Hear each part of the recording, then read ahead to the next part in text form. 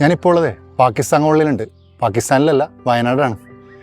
അത് എങ്ങനെ വന്ന് പെട്ട പേരാണ് കേട്ടോ. കാരണം എല്ലാ മതത്തിലും പെട്ടവർ താമസിക്കുന്ന ഇടമാണ്. കാരണം എനിക്ക് വ്യക്തമായിട്ട് അറിയാം. കാരണം 98 ഞാൻ ആദ്യമായിട്ട് വയനാട് വരുന്നത്. അതിനുശേഷം 2002 വന്ന്.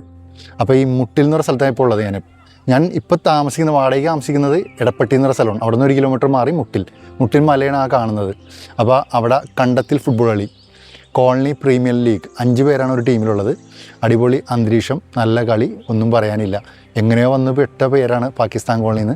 ചെറുമൂല വയൽ എന്നാണ് അതിൻ്റെ യഥാർത്ഥ പേര്. അങ്ങനെയാണ് റെക്കോർഡിക്കൽ നെയിം. പക്ഷേ ആരോ എങ്ങനെയോ എപ്പോഴോ ഇട്ട്. ഇവിടെ ശരിക്കും പറഞ്ഞാൽ ഒരുപാട് ട്രൈബൽ കമ്മ്യൂണിറ്റി താമസിക്കുന്ന ഇടവും കൂടിയാണ് ഇവിടെ.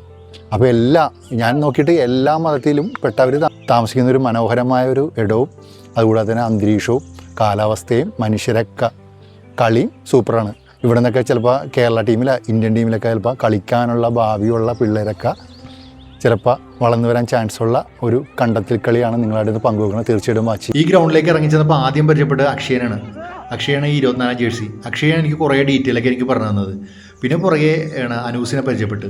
അനൂസ് എനിക്കൊണ്ട് ഈ ടൂർണമെൻറ്റിൽ എനിക്ക് അധികം പ്രായമില്ലാത്തൊരു പയ്യനാണ് അനൂസ് മാത്രമല്ല, വേറൊരു പയ്യനുണ്ടായിരുന്നു. അനൂസിന് ബെസ്റ്റ് പ്ലെയറിനുള്ള ഒരു മെഡൽ കിട്ടി. സന്തോഷമുള്ള കാര്യം അനൂസിനെ പരിചയപ്പെടാൻ പറ്റിയതിൽ. പിന്നെ ഒരുപാട് പേരെ പരിചയപ്പെട്ടിട്ടാ. ഈ പയ്യനും ഒരു മെഡൽ കിട്ടിയിട്ടുണ്ടായിരുന്നു. അപ്പോൾ ഇങ്ങനെ കുറേ കാഴ്ചകൾ.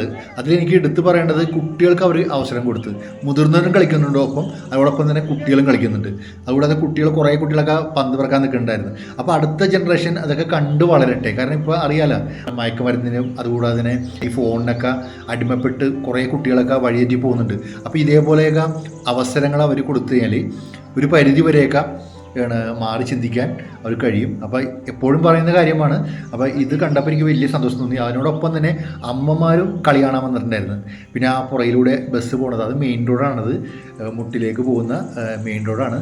അപ്പോൾ അവിടുത്തെ അന്തരീക്ഷവും അവിടുത്തെ ആൾക്കാരും എല്ലാം കൊണ്ടും അടിപൊളിയാണ്. ഞാൻ നേരത്തെ പറഞ്ഞ പോലെ ഒരു വിഭാഗം മാത്രം താമസിക്കുന്നില്ല. അത് നിങ്ങൾക്ക് ഇവിടെ വരുമ്പോൾ നിങ്ങൾക്ക് മനസ്സിലാക്കാൻ പറ്റും. അപ്പോൾ ഏതായാലും ഇവിടുത്തെ ആ കാഴ്ചകൾ നിങ്ങളായിട്ടൊന്ന് പങ്കുവെക്കാൻ പറ്റിയത് അതിയായ സന്തോഷം ഉണ്ടായിരുന്നു എനിക്ക്. കാരണം ഇതേപോലത്തെ നാട്ടിൻപുറങ്ങളിലാണ് ഞാൻ നേരത്തെ പറഞ്ഞ കണ്ടത്തിൽ കളി. ചില ഇടങ്ങളിൽ പറയണ കണ്ടത്തിൽ കളി, അതായത് വയലിൽ നികത്തിയിട്ട് അവിടെ കളിക്കുന്നൊരു കളിയാണ് ഈ പറഞ്ഞ കണ്ടത്തിൽ കളിയുന്നത്. നഗരത്തിൽ ജീവിക്കുന്നവർക്ക് ഇതേപോലത്തെ കാഴ്ചകളൊക്കെ ഇപ്പോൾ അസ്തമിച്ചുകൊണ്ടിരിക്കുകയാണ്. കാരണം കണ്ടത്തിൽ കളി എന്നൊക്കെ പറഞ്ഞിട്ടുള്ള സംഭവം ഇല്ല. ഇപ്പം എല്ലാം ടർഫിലേക്ക് മാറി. അപ്പോൾ ഇതേപോലത്തെ കാഴ്ചകൾ നിങ്ങളെയും കൂടി ഒന്ന് കാണിക്കണമെന്ന് തോന്നി. അതാണ് ഞാൻ വീഡിയോ എടുത്തത്. അപ്പോൾ മറ്റൊരു വീഡിയോയുമായി വീണ്ടും വരും. അതുവരെ നമസ്കാരം.